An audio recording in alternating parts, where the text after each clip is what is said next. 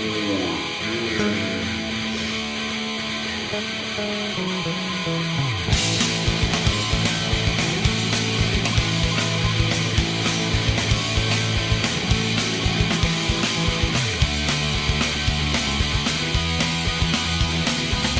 everybody, welcome back. Jim here with a brand new edition of More Games. And oh boy, is it gonna be a good one? Maybe, I don't know. It might not be that good. You tell me down in the comments. But I got a whole bunch of games to show off today, some really good games as a matter of fact. Recently, I haven't been doing so much in the realm of retro gaming. Mostly, I buy and sell retro games or send them out to people on my Patreon, but as of late, I haven't really been collecting very much. And most of the retro games I've been playing in arcades as we've been going out and filming these arcade videos.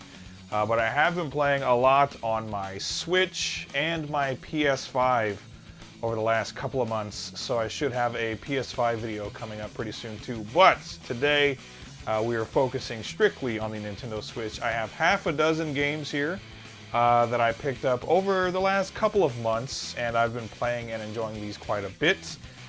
So the first three games are a bit of a mixed bag, different kinds of genres, and then the second three games are, as is typical for me, they are all shoot-'em-ups. Because as most of you know, I really love my shoot-'em-ups, and the Switch is a great console to have if you like a good shooter. So I got some really great shoot-'em-ups, but first I got some games of other various genres that we'll get out of the way. But first things first, got a really great racing game that really surprised me how much fun I was having with it. The reviews looked pretty good, so I figured why the hell not and picked it up. It wasn't very expensive. But this is a great game. It is called Wreckfest. Okay, Wreckfest. This game was a very pleasant surprise. The tagline is "Drive hard, die last," which is indeed the point of the game because this is a demolition racer, which also includes demolition derby segments, which are also a lot of fun. Kind of like I forget what the game was. I think it was Destruction Racer or Destruction Derby, the old PS1 game that was kind of like a Demolition Derby racing hybrid. I picked this game up because after playing, I think, Horizon Chase Turbo and Need for Speed Hot Pursuit Remaster, I was kind of getting the racing game bug again. So I was just kind of like looking around on Amazon for, you know, a good racing game for the Switch. And I saw that this had good reviews on Amazon, but I'd never heard of it before, like in my life. So I looked up some reviews on YouTube, pretty much universally positive. So I was like, all right, I'll give this game a shot. Because it seemed like a game that flew under the vast majority of people's radar.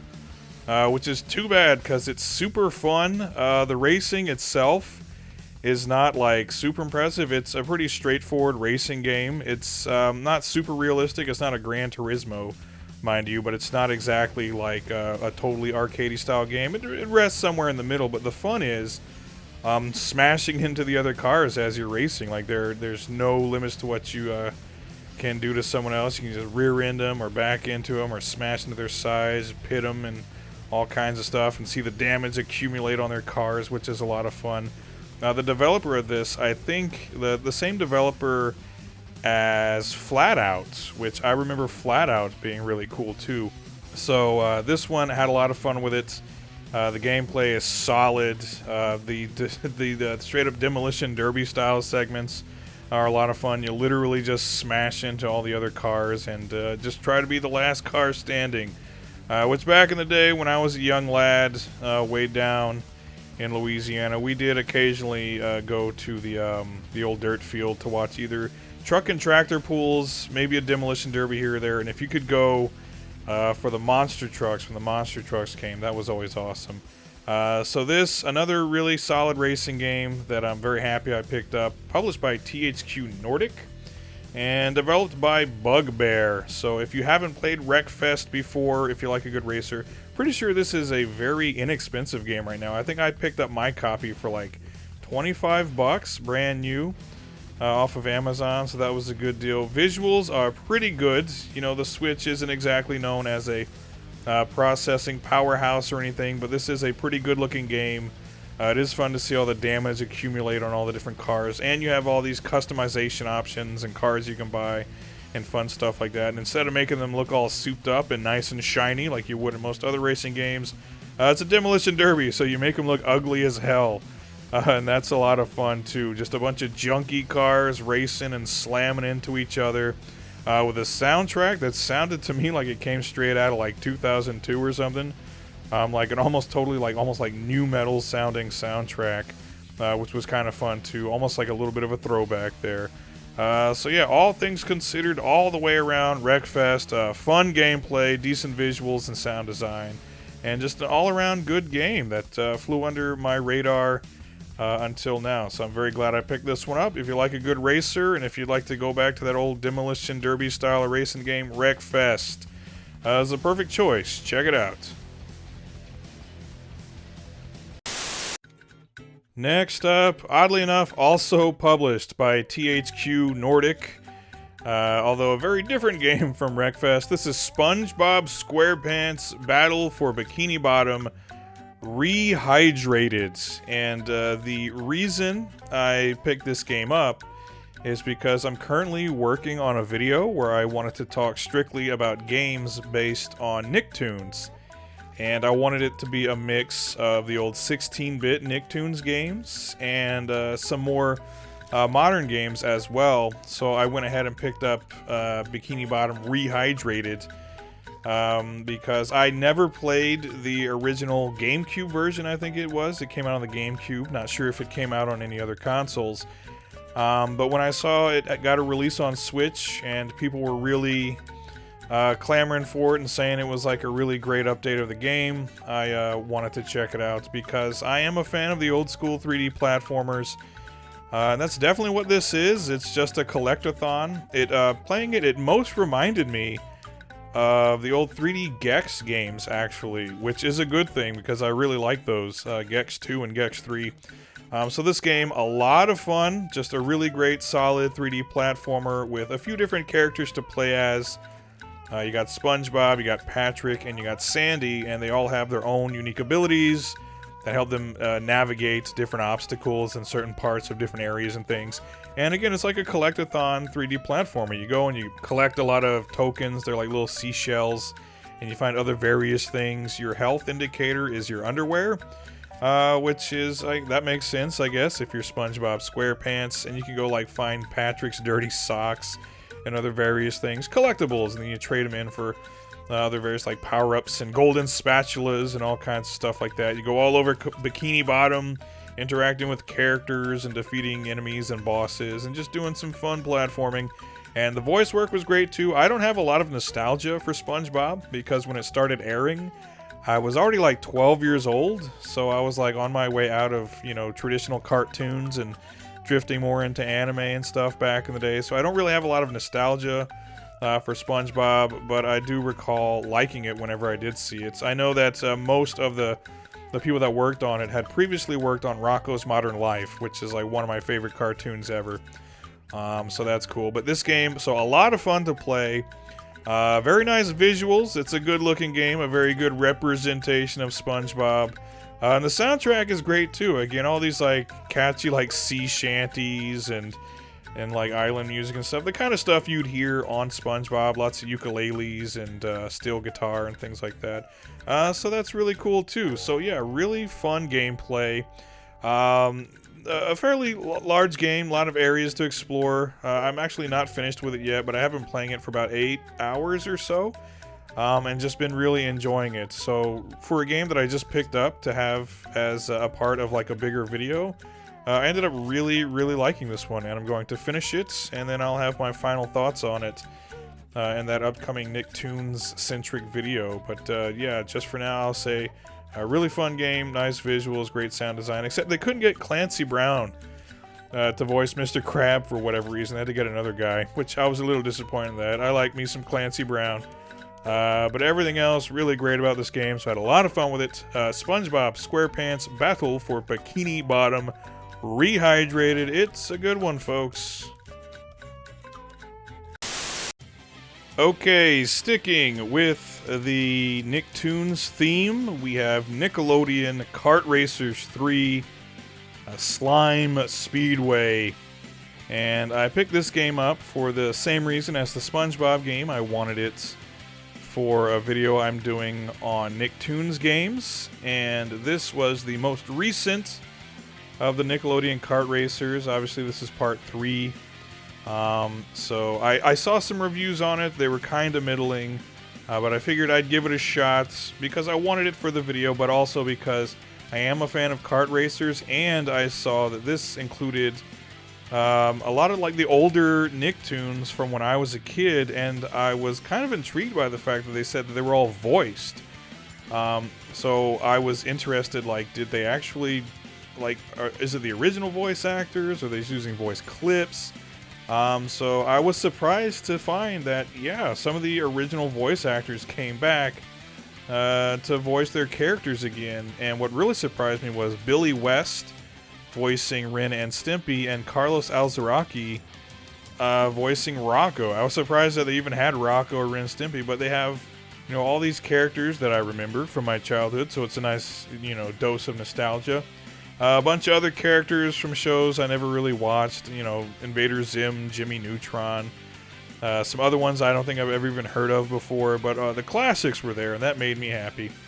So there are a bunch of characters to play as, and then there are a whole bunch of support characters you can unlock too. It's like the other characters from Rocco's Modern Life or Ren and Stimpy.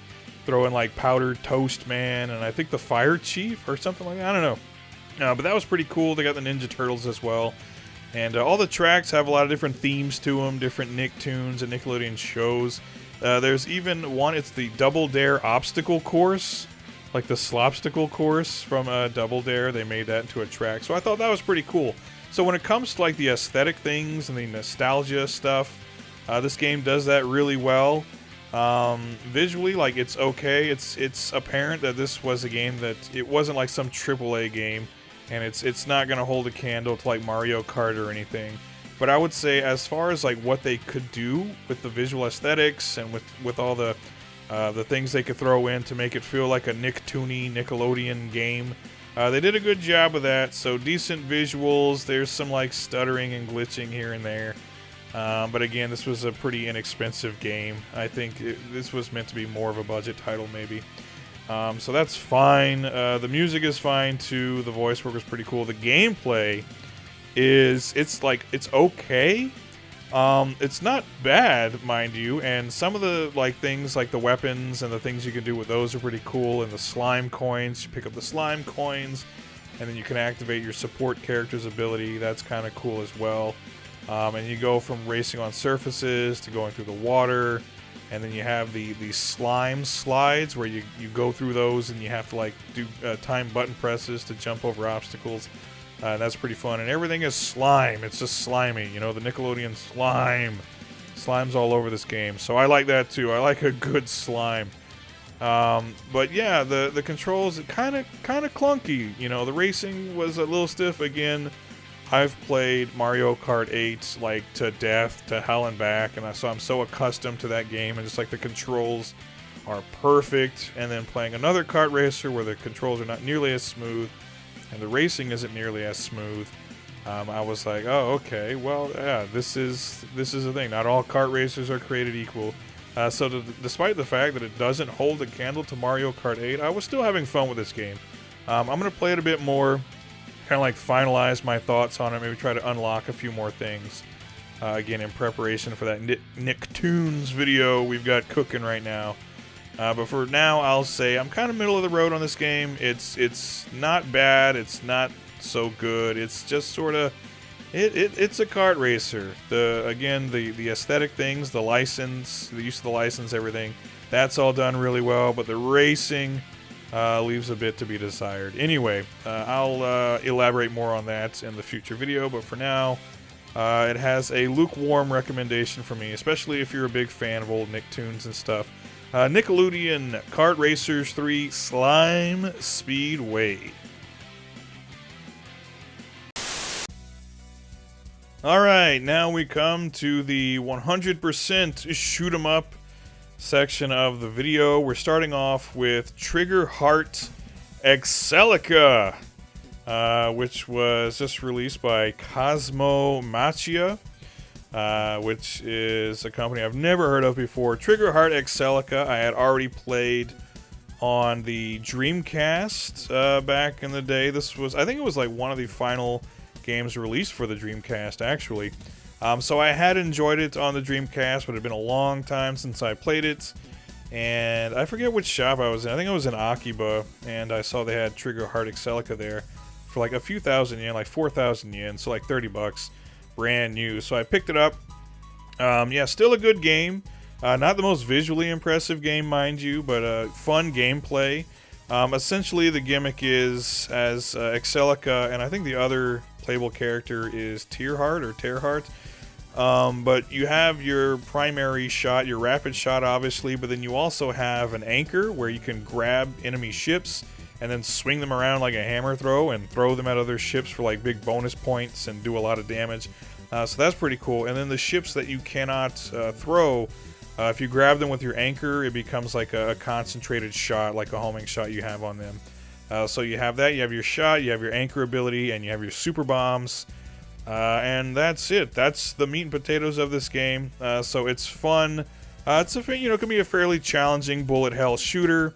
And this actually has a few different gameplay modes on it. I've only so far played through the arcade mode a couple of times. But there's the arcade mode, and then there's, I think, a more like a super difficult mode. And then there's an arranged mode that I haven't tried yet. So I'm looking forward to trying those. And I do anticipate I will do a full review on this game at some point in the future. But for now, I'll just say, yeah, if you play the Dreamcast version, it's basically, that's it. It's the Dreamcast version, but there's a couple of additional gameplay modes. But it's still Triggerheart Excelica. It's still fun.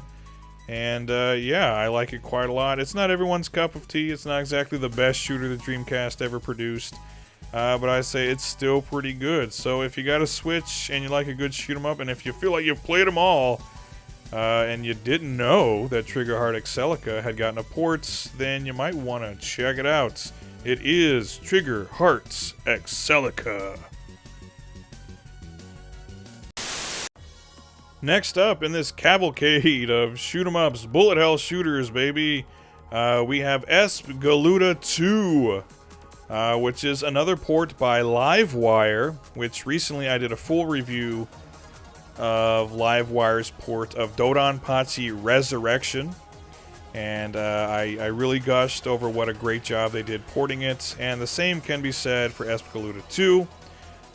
Which again, they essentially ported over the Xbox 360 version, which is not a bad thing because all the bullet hell shooters, all the cave shooters on Xbox 360 were really just excellent ports. So if you could do just an accurate port of that version, you've got a great game on your hands. And they did. This game is excellent.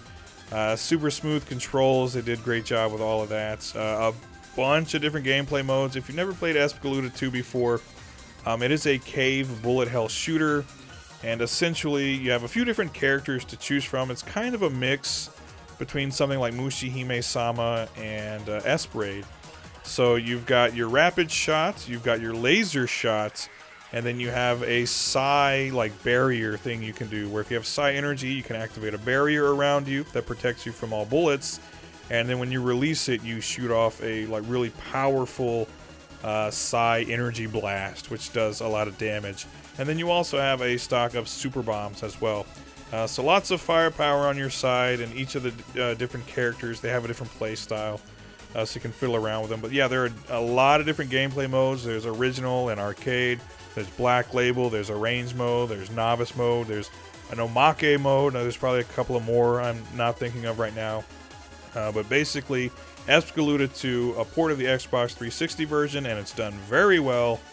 And with all those different gameplay modes, you've got a lot to keep you busy. So I had a lot of fun with this one. I've actually already written the full review, so that'll be coming out pretty soon. So I can just say for now, Espgaluda 2 on the Nintendo Switch.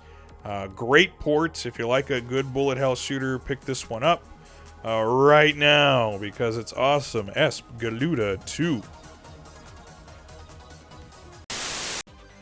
And last but certainly not least, we have DoDonPachi DOJ Reincarnation, released by M2 as part of the M2 Shot Triggers series of games.